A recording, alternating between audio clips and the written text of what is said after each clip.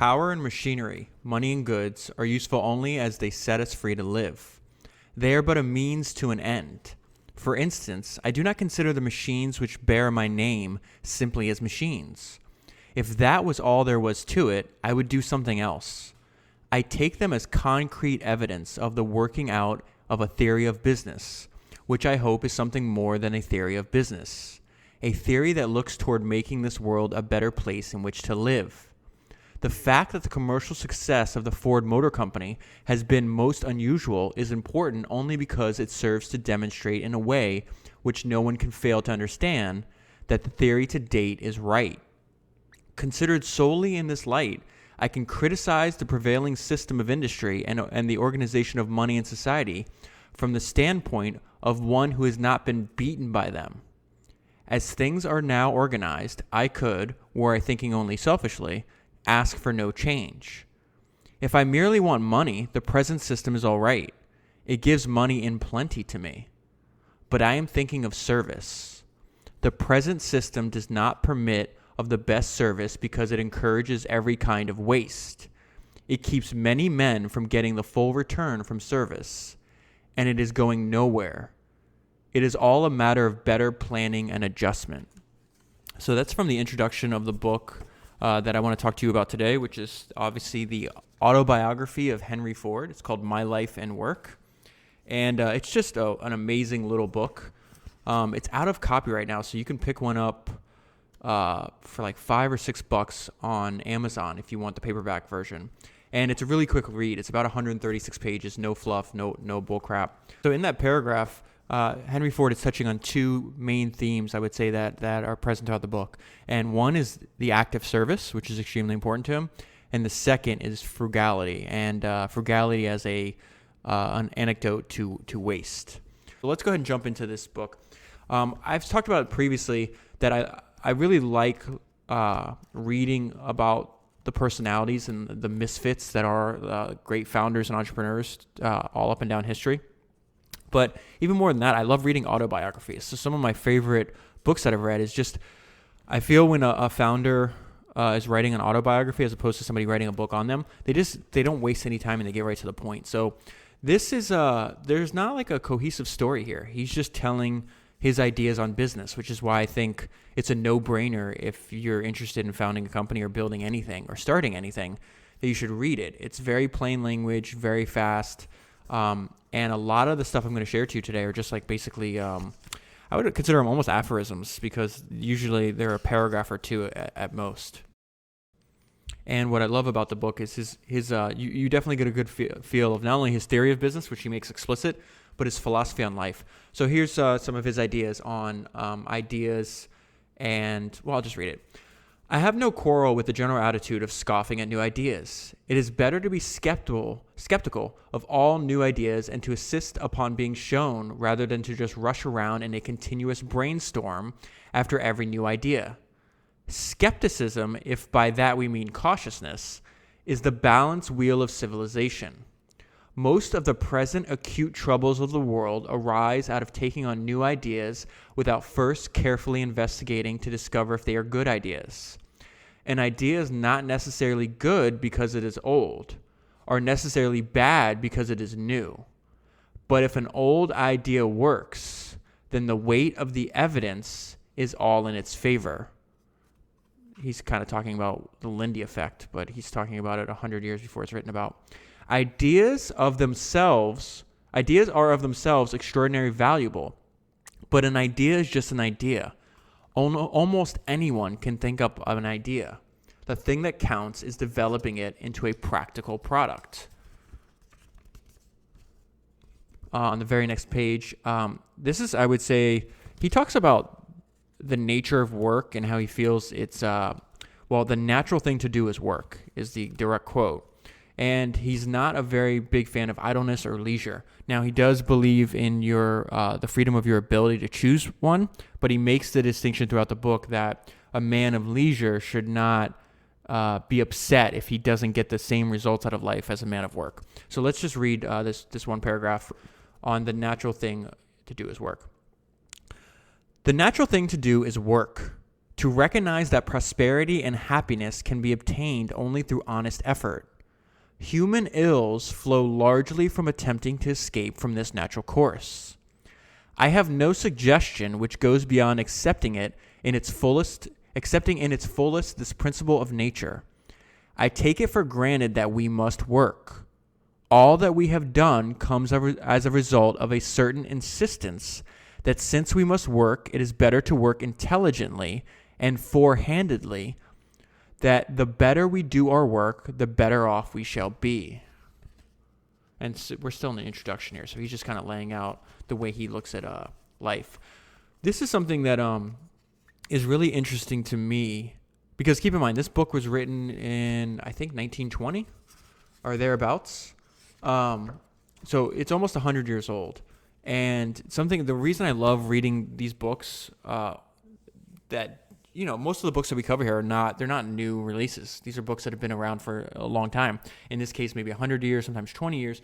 But what I love about what I'm learning, because, I'm reading more and studying more, I think, than I ever have in my life, even when I was back in college, just because, reading, I've been reading about 3 of these a month and then having to take notes. You really, even though I know this to be true, I'm really astonished how much human nature doesn't change, and how we people throughout the entire, in the past, have very similar problems to the ones we do today, and they react in a very similar way. So something about this that shows up throughout the book too. It's interesting because we're having, I feel culturally, we're having this discussion now, and he takes what I would consider maybe an unpopular but true opinion, in my opinion, and it's that all people are not created equal. So let's hear him describe what he means by that. There can be no greater absurdity and no greater disservice to humanity in general than to insist that all men are equal. Most certainly, all men are not equal, and any democratic conception which strives to make men equal is only an effort to block progress. Men cannot be of equal service. There's that service word again. The men of larger ability are less numerous than the men of smaller ability. It is possible for a mass of the smaller men to pull the larger ones down, but in doing so, they pull themselves down. It is the larger men who give leadership to the community and enable the smaller men to live with less effort. So what I mean is why I think that might be maybe unpopular or I even hate using the word, but like politically incorrect now, even though I agree with that statement, is this idea that like the equality of outcome, where I don't believe in the equality of outcome. I believe in the equality of opportunity. But the idea that everybody should wind up in the same place is just silly. And I think he's really picking up that there's never been a time in history, nor is there any evidence in human nature that men are equal. And like he's saying, there's some people that are going to be more talented and have greater ability, and those people are going to be a lot smaller percentage of the population than the people that don't. He goes through this, and I'm not going to cover on the podcast, but he made some changes to like things that even affect us now, like the 8-day. He like kind of made the amount of hours more uniform. He increased wages, did all these other things, and he talks about how there's just he's employing tens of thousands of people this time, but how even if you were to offer the vast majority of people more money, and in exchange for more money, they have to take on more responsibility, they won't do it. I think it kind of speaks to how he arrives at this conclusion. Not only did he get to where he was through tinkering and through having ideas and following through and working on them, but he was comfortable taking on more responsibility, where when he'd offer that same opportunity to of thousands of other men at the time, they would decline. So I don't know. I like this idea. It's something that even though if it's uncomfortable for people to speak about, which I don't think it really should be, I think it's, we're doing a disservice when we're lying to our kids or telling this lie in society that everybody's equal. That doesn't mean like they should be treated differently. It's just you need to let people, again, this entire podcast is on misfits, rebels, juvenile delinquents. These people do not fit into society. And I would argue that society is a lot better because they don't fit in, because you see what they do. Henry Ford, if you know the story of Henry Ford, it's not going to be very common to be working day and night at an electricity plant then coming home and working on your gasoline-powered motor for 5 years, and then going through multiple iterations of forming a company just so you can sell what we call cars, he's calling machines. It's not a normal person at all. So I don't know. Just a random thought. So he's got a lot of ideas in here that really resonate with me. So this part is called Never Employ an Expert, but he's also talking about, well, you'll see here. A few years before, it was while I was an apprentice, I read in The World of Science, an English publication, of the silent gas engine, which was coming out in England.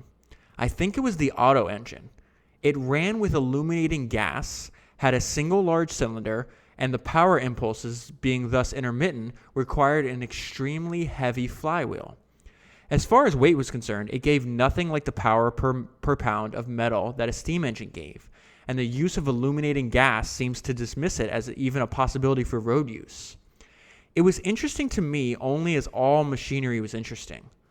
I followed in the English and American magazines, which we got in the shop, the development of the engine and most particularly the hints of the possible replacement of the illuminating gas fuel by a gas formed by the vaporization of gasoline.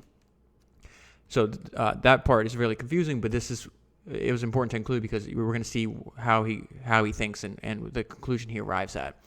The idea of gas engines was by no means new, but this was the first time that a really serious effort had been made to put them on the market. They were received with interest rather than enthusiasm, and I do not recall anyone who thought that the internal combustion engine could ever have more than a limited use. So let me stop there before I continue. So he's telling us he's following the idea, because keep in mind, this is the early 1900s. This is the late 1800s. And electricity is all the rage. So everything, people think that the possibilities of electricity are almost limitless, that if you were going to make an engine, of course you're going to make an electric engine. If you're going to make a horseless carriage, of course it'd be an electric horseless carriage. So they received... Okay, so I do not recall any who thought that the internal combustion engine could ever have more than limited use. Okay, so at the time, this is what he's been working on for a while. No one gives a shit at all. Most of the people that he's working with say, because they're in the electrical industry, they're saying you're wasting your time, Ford. So he's saying, hey, they didn't think the internal combustion engine, now think about how prevalent in our modern world that the internal combustion engine is, would have more than limited use. And this is the important part. All the wise people demonstrated conclusively that the engine could not compete with steam. They never thought that it might carve out a career for itself. That is the way with wise people. They are so wise and practical that they always know just why something cannot be done. They always know the limitations. That is why I never employ an expert in full bloom. If ever I wanted to kill opposition by unfair means, I would endow the opposition with experts. They would have so much good advice that I could be sure they would do very little work. So that's a very counterintuitive thought, in my opinion, and I think it just comes about by empiricism, by actual trial and error. He realizes, oh shit, the experts are only telling me what I can't do instead of what is actually possible through trial and error. I love that. Moving on, this is another great thought to keep in mind. No work with interest is ever hard. During the first several months, he's talking about, he has a workshop out back, and this is before he ever starts a company. He makes just one prototype. He obviously tries with the engine. He makes one car, or what's soon to be a car.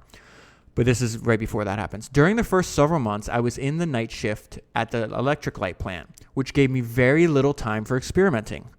But after that, I was in the day shift, and every night and on every Saturday night, I worked on the new motor.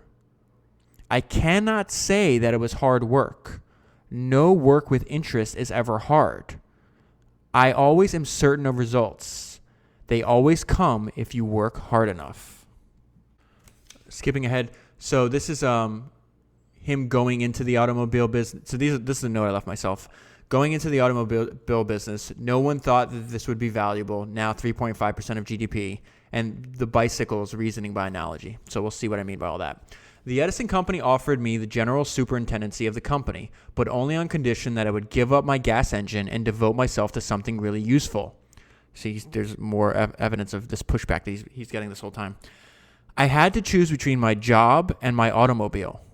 I chose the automobile, or rather I gave up the job. There was really nothing in the way of choice, for I already knew that the car was bound to be a success. I quit my job on August 15th, 1899, and went into the automobile business. He's saying, for I already knew that the car was bound to be a success. This is before he sold his first car.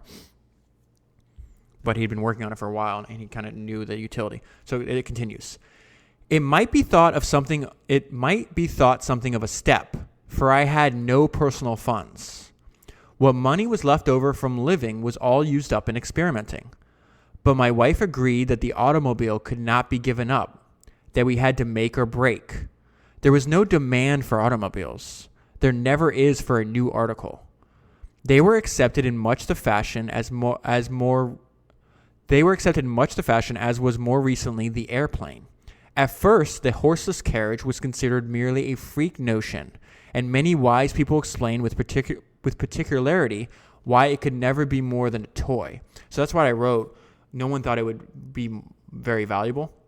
And you see this a lot where people confuse like something new with, it's just a toy. So then I looked up, I'm like, okay, well, 100 years later, how valuable is the automobile and limiting it just to the United States, not including how valuable it is to the world. It's 3.5% of GDP for the largest economy in the world. Like that's almost the exact opposite of this, where they said it was merely considered a freak notion, and many wise people explained why it would never be more than a toy. There's just another reminder. So no man of money even thought of it as a commercial possibility. I cannot imagine why each new means of transportation meets with such opposition.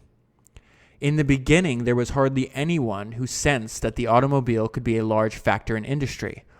The most optimistic hoped only for a development akin to that of a bicycle. So I included that last sentence in there because I think it's important. Something we talked about a lot on the podcast is something that a lot of these people that we cover in these books that is the idea that you need to reason from first principles and really try to go at the very bottom level of what you think is true, and then reason up from there, which sounds, of course you want to do that, but it's actually really hard. And once you realize, understand the idea of reasoning from first principles, in your day-to-day life, you're going to constantly see that us humans, all we do is reason by analogy. So this is something new, right? It's a gas-powered internal combustion engine, a horseless carriage, a bunch of different new developments, and they're saying, okay, well, this you might have something there, Mr. Ford, but the most you can hope for is that of the bicycle. Humans scorn the abstract. We love to jump on things that we see. So the bicycle's out. It's popular. It's a means of transportation. It has two wheels. All these other similarities. Even I guess in that case, the automobile or the machine had four wheels. But you jump onto, okay, this is another form of transportation. So therefore, it can only be like this other form of transportation. So I just bring that up because I think it's endemic, and I think not only is it important for us to catch in our own thinking, but then when you see, like when you're developing a new product or service or whatever it is that you're making or you want to do, and you start to see it get introduced into the world, you're gonna start to see this the same kind of thinking that was present in 1899 with Henry Ford is present today, and will be present 100 years from now, and probably 1,000 and 10,000 years from now if we're still around as a species. So. I don't know. I think that's extremely important, and maybe I'm just speaking to myself, but hopefully that idea resonates with you. This is another idea he has, and again, when you're seeing this pattern here, most of the notes I have, I probably have 20-something notes I'm going to share with you. They're like little aphorisms, little paragraphs, maybe even a sentence or two. So this one is start small, build through earnings, and he's talking about how to build a business. My idea was then, and still is, that if a man did his work well, the price he would get for that work, the profits in all financial matters would care for themselves, and that a business ought to start small and build itself up and out of its earnings. If there are no earnings, this is the great part. If there are no earnings, then that is a signal to the owner that he is wasting his time and does not belong in that business. And throughout the book, he talks about, they would produce one a day, and then maybe 3 a day, and then they start making like 100 cars a day, and people are like, this is impossible, and then 1,000 cars a day. And it's just starting small, and he grew it very, very slowly. So he has this is his philosophy. This is Henry Ford's philosophy on constant change. And also, I noticed a tendency among many men in business to feel that their lot was hard. They worked against a day when they might retire and live on an income to get out of the strife. Life to them was a battle to be ended as soon as possible. That was another point I could not understand. For as I reasoned, life is not a battle except with our own tendency to sag with the downpull of getting settled. If to petrify is success, all one has to do is humor the lazy side of the mind. But if to grow is success, then one must wake up anew every morning and keep awake all day. I saw great businesses become but the ghost of a name because someone thought that they could be managed just as they were always managed. And though the management may have been most excellent in its day, its excellence consisted in its alertness to its day, and not in slavish following of its yesterdays. Life, as I see it, is not a location, but a journey. Even the man who most feels himself settled is not settled. He is probably sagging back. Everything is in flux and was meant to be. Life flows. We may live at the same number of the street, but it is never the same man who lives there. Moving ahead, there's 3 conclusions that he arrived after his first year in business. What I most realized about business in that year, and I have been learning more each year without finding it necessarily change my first conclusions, is this. Number 1, that finance is given a place ahead of work and therefore tends to kill the work and destroy the fundamental of service. 2, that thinking first of money instead of work brings on fear of failure, and this fear blocks every avenue of business. It makes a man afraid of competition, of changing his methods, or of doing anything which might change his condition. 3, that the way is clear for anyone who thinks first of service, of doing the work in the best possible way. So moving ahead, Jeff Bezos has this quote where he says there's 2 kinds of businesses. The ones that try to find a way to charge more for their product and ones that try to find a way to charge less. Henry Ford's definitely a fan of the latter. So this is a demonstration of what price means. Our little wooden shop had, with the business we were doing, become totally inadequate. And in 1906, we took out of our working capital sufficient funds to build a 3-story plant, which for the first time gave us real manufacturing facilities. In the year of 1905 to 1906, we made only 2 models. One, the 4-cylinder car at $2,000, and another touring car at $1,000. Both being the models of the previous year, and our sales dropped to 1,599 cars. Some said it was because we had not brought out new models. I thought it was because our cars were too expensive. They did not appeal to the 95%. What he's referencing there, and he references throughout the book, that you should design what you're making to appeal to 95. Basically, make it so affordable that almost anybody can purchase it. I changed the policy in the next year, having first acquired stock control. So he just uses that one sentence there. He's going over an entire fight that he had with his first company about gaining control, because one of his partners kept wanting him to make these like really silly, like expensive, like $6,000 cars. If you want to learn more about that, I think I covered it in the previous podcast on Henry Ford. It's called I Invented the Modern Age. It's a great book too, but you can go back and listen to the podcast if you want. Okay, so his sales dropped to 1,599 cars. He said, I changed the policy next year, having first acquired stock control. Yeah, he definitely did. For 1906 to 1907, we entirely left off making touring cars and made 3 models of runabouts and roadsters.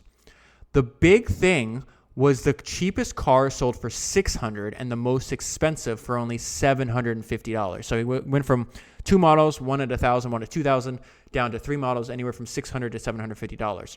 And right there came the complete demonstration of what price meant. We sold 8,423 cars, nearly 5 times as many as in our biggest previous year. So throughout the entire time he ran Ford Motor Company, he constantly looked for ways to eliminate waste, and therefore pass the elimination of waste in the form of lower prices onto the customers.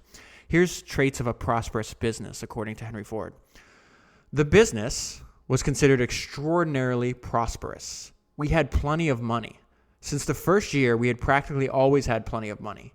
We sold for cash, we did not borrow, and we sold directly to the purchaser. We had no bad debts, and we kept within ourselves on every move. I have always kept well within my resources. I have never found it necessary to strain them, because inevitably, if you give attention to work and service, there's that service word again, the resources will increase more rapidly than you can devise ways and means of disposing of them. So basically, if you focus on just making the best service and making your customers happy, you're not going to know what to do with all the money. And then this whole idea of living within resources, never straining yourself, that to me, that's just another word for frugality. And go back to the podcast on Sam Walton, on Jeff Bezos, on Yvard Chouinard. All you see frugality over and over and over again. And I think that's the difference. That's why I love the anecdote of when Jeff goes crazy in that meeting, because one of the new executives he poached from, might have been Walmart, might have been somewhere else, brought up in the meeting that, hey, executives for Amazon should be allowed to book first class seats. And, Jeff Bezos explodes. The vein pops out of his forehead. He starts hitting the table and he yells, "That's not how an owner thinks." And I think there's a very big difference between like a professional executive or professional CEO compared to the way these people that build the companies actually think. And realizing Jeff's point was, you sitting in first class, is that better? How is that better for our customer? The answer is it's not. It's better for you. And I don't necessarily give a shit what's better for you. I give a shit about what's better for the customer. So I found this paragraph kind of interesting in the way he thinks, because I don't think this is how most humans think, even though I think it's actually correct. If a device would, this is an entire chapter, getting into production and creating like a way to make cars faster and cheaper. If a device would save in time just 10% or increase results 10%, then its absence is always a 10% tax. Remember what I just said, that humans score in the abstract? Even if we're losing 10%, let's say we don't buy this piece of machinery or this service and we lose 10%, it's very hard, because that loss is abstract, it's very hard for people to understand that and then be proactive. But he's organizing his business this way. If the time of a person is worth 50 cents an hour, a 10% saving is worth 5 cents an hour. And then he reasons up for here. If the owner of a skyscraper could increase his income 10%, he would willingly pay half the increase just to know how.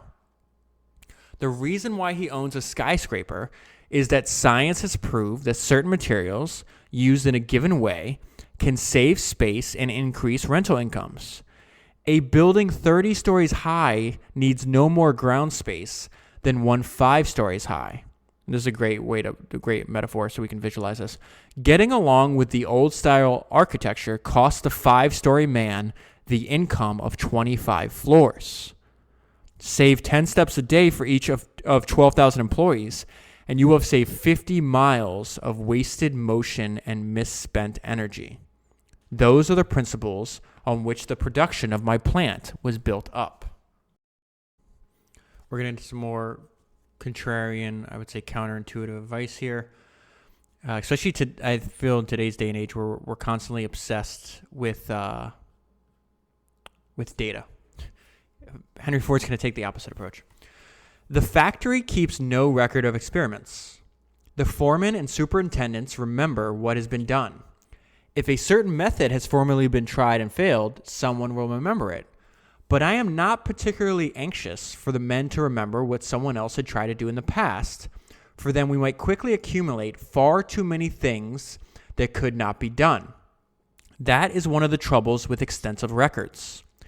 If you keep on recording all of your failures, you will shortly have a list showing that there is nothing left for you to try. Whereas it is by no means follows because one man has failed in a certain method that another man will not succeed. We get some of our best results from letting fools rush in where angels fear to tread. I refuse to recognize that there are impossibilities.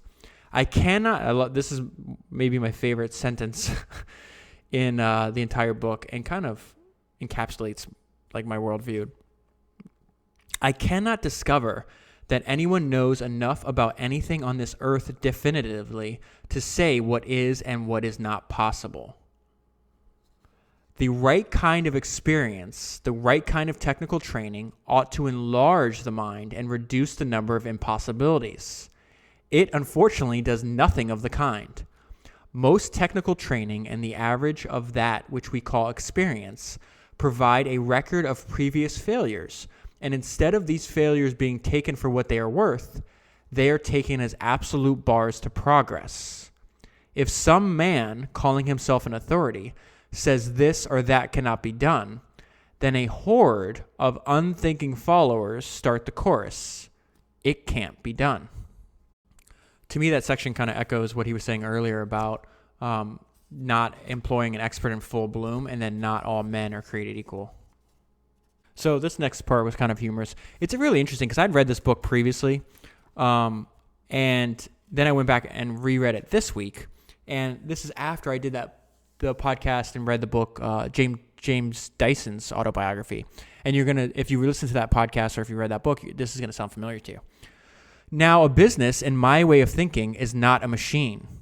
It is a collection of people who are brought together to do work and not to write letters to one another. Remember, James Dyson said that he wouldn't allow memos in his company. It is not necessary for any one department to know what the other department is doing. If a man is doing his work, he will not have time to take up any other work. It is the business of those who plan the entire work to see that all the departments are working properly towards the same end. It is not necessary to have meetings to establish good feeling between individuals or departments. It is not necessary for people to love each other in order to work together. Too much good fellowship may indeed be a very bad thing, for it may lead to one man trying to cover up the faults of another. That is bad for both men. When we are at work, we ought to be at work. When we are at play, we ought to be at play. There is no use trying to mix the two. The sole object ought to be able to get the work done and to get paid for it. When the work is done, then the play can come, but not before. This is really interesting because I feel today where there's a lot of like hyperbole around, because all kinds of companies are competing for the best qualified employees. And you see some kind of this marketing around like, oh, we're a family, or there's like a familial atmosphere, and we're friends. And that's the exact atmosphere that you don't want, according to Henry Ford. And you may not see this too much at like smaller companies or startups or founder-led companies, but you damn sure see it at large companies, which, I always like to poke fun of and just criticize the really weird ways they work, where it's like, it's not enough that you give the time. Think of you're an employee at a large company, but now you have to go to this, this dinner meeting. And now instead of spending time with people you actually choose to be around, your family, your friends, the hobbies and interests that you have, you're forced to dedicate more time to being around people that are selected for you to be around. If you're an employee at a large company, you're not choosing the people that you work with day to day in many cases. And then for large companies to not only make you spend more time after work, I think that's just, honestly, I think it's immoral. I think it's unethical. I think when you're running your own company, you should provide an environment that allows your employees to work to the best of their abilities, to challenge themselves. But when work is done, work is done. You shouldn't constantly try to encroach on the personal lives of your employees, especially under the guise that it's family. It's not family. It's with your family, you're almost socialistic. I just finished Nassim Taleb's Skin in the Game, and he talks about like dependencies, like your relationship between people dependent on scale, and how like your thoughts of what should be what you might want to do at like a federal level is different from the thoughts you'd want to do on like the state level, is different than what you'd want to do on the city level, and is very different from what you do on the family level. Most families, right, operate in almost socialistic tendencies, right? They're like mini socialist countries. That's not a way a business is run. They're financial. So the idea that you can mix the two, you're going to have to make certain decisions that are based on finance that is not going to look at all similarly to the decisions you'd make for your family, which are not built on finance. So I think it's just another example of like bullshit corporate culture that I'm just not a fan of. All right, so let's skip ahead. This is a great part. So he has an almost entire chapter, and I'm not going to have time to read it here, but he goes through what I think a common mistake do, that there's a problem in your business and you think throwing more money, or in this case, borrowing more money, is going to fix it, and it's not going to fix it. And he does this amazing, they were short by like, they keep large balances, but they had like something like $80 million that they had to pay out, and at the time, they only had about $20 million in their bank. And so he goes about how he wound up getting himself out of the situation. It's probably like, I'd say 10 to 15 minutes of the book. It's really fascinating, but I think this is almost a good summary of like why he would approach a problem like that. And it's called Fix the Problem, Don't Think Money Will. We are not against borrowing money, and we are not against bankers. We are against trying to make borrowed money take the place of work. We are against the kind of banker who regards a business as a melon to be cut. The thing is to keep money and borrowing and finance generally in their proper place. And in order to do that, one has to consider exactly for what the money is needed and how it's going to be paid off. Money is only a tool in business. It is just part of the machinery. You might as well borrow $100,000 lathes, or 100,000 lathes as $100,000 if the trouble is inside your business. More lathes will not cure it. Neither will more money. Only heavier doses of brains and thought and wise courage can cure. A business that misuses what it has will continue to misuse what it can get. The point is, cure the misuse. Cure. I don't know if I'm pronouncing that. You know the word. When that is done, the business will begin to make its own money, just as a repaired human body begins to make sufficient pure blood. Borrowing for expansion is one thing. Borrowing to make up for mismanagement and waste is quite another. You do not want money for the latter, for the reason that money cannot do the job. Waste is corrected by economy. Mismanagement is corrected by brains. Neither of these correctives has anything to do with money. So a few chapters later, he continues this thought, and this time instead of using the word money, he's using the word capital. Capital that is not constantly creating more and better jobs is more useless than sand. Capital that is not constantly making conditions of daily labor better and the reward of daily labor more just is not fulfilling its highest function. The highest use of capital is not to make more money, but to make money do more service for the betterment of life. Unless we in our industries are helping to solve the social problem, we are not doing our principal work. We are not fully serving.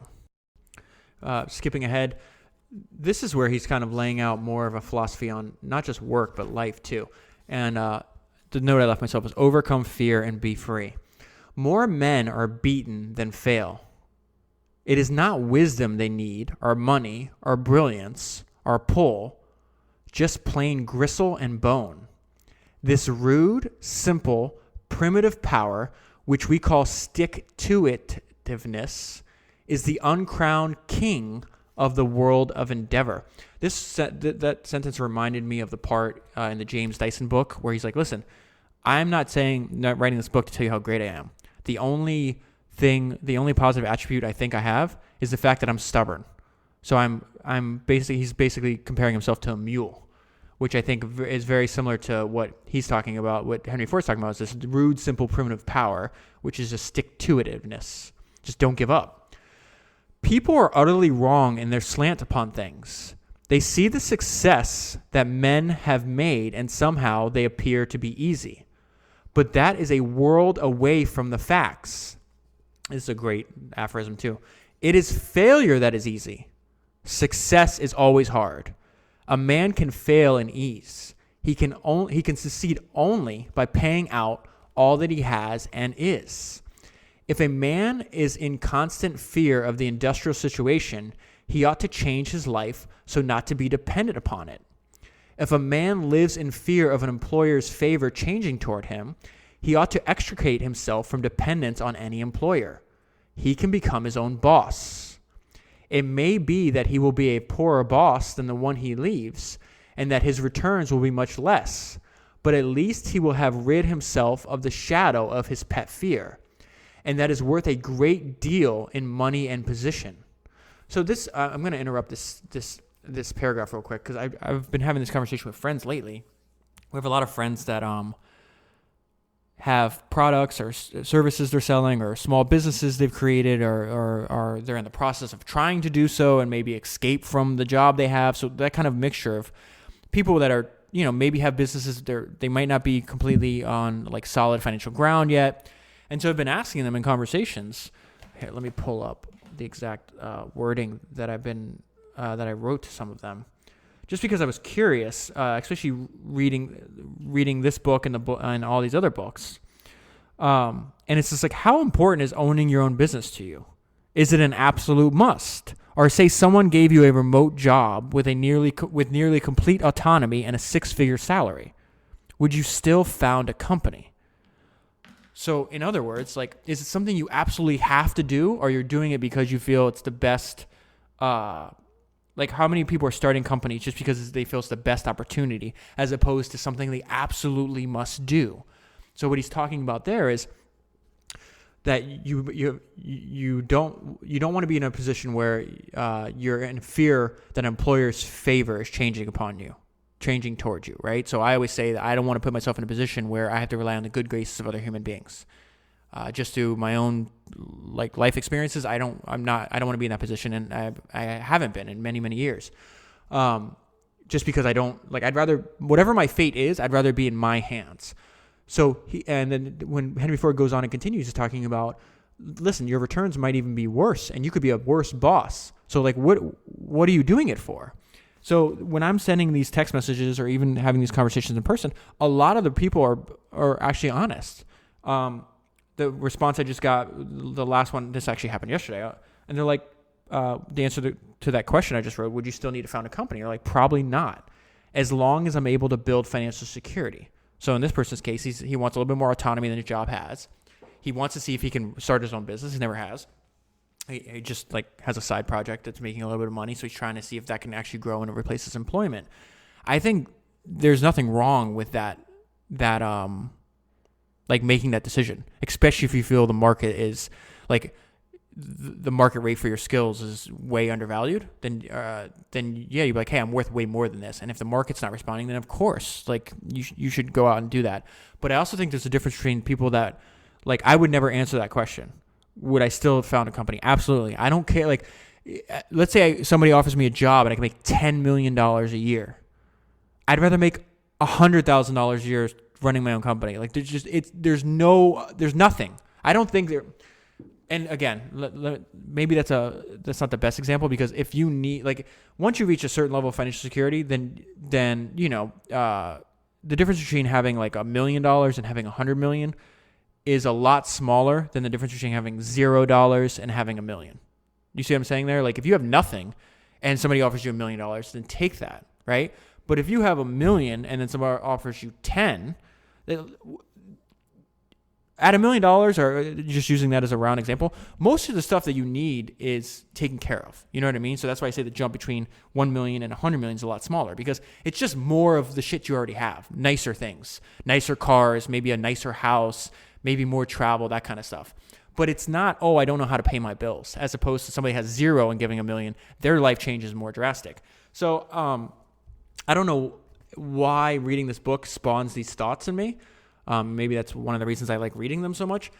But it just makes me realize, like, there's some people that one, I think it's a good instinct to, hey, I don't want to be in a position where, like, I think going back to that, one of my favorite quotes, there's no such thing as security, only opportunity. I think people feel having a job as security, and I don't hold that belief, because if you don't own the company, you're the last. Like, if you own a company, you're the last one to be fired. As opposed to somebody that people get laid off and move around all the time. So I think when I'm thinking about these things, about like, I have one life. How do I want to spend it?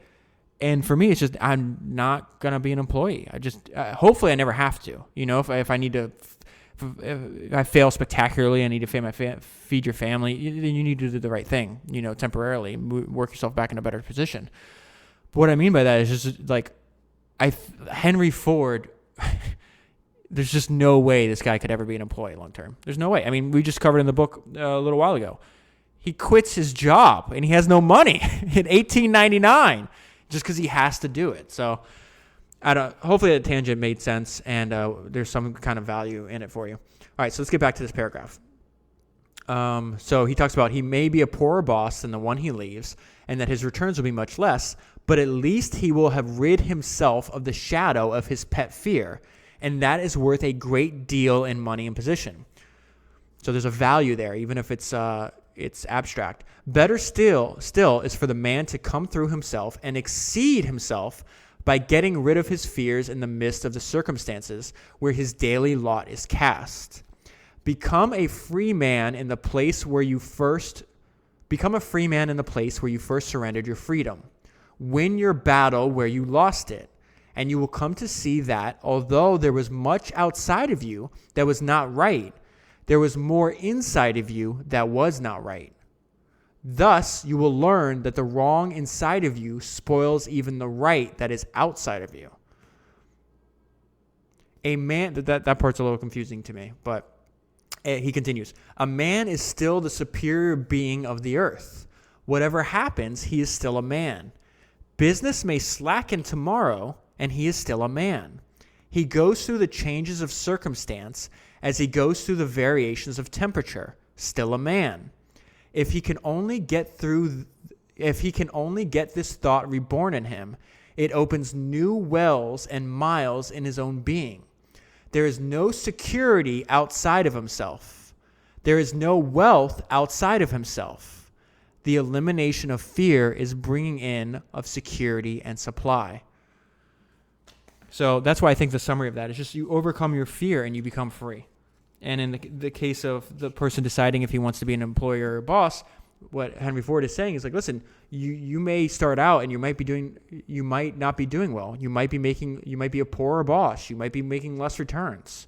But it's better for you to come through yourself and exceed by getting rid of the fears in the midst of his circumstances where his daily lot is cast. And just be adaptable. Things are going to go up and down. That's not going to change who you are. Okay, we're almost done here.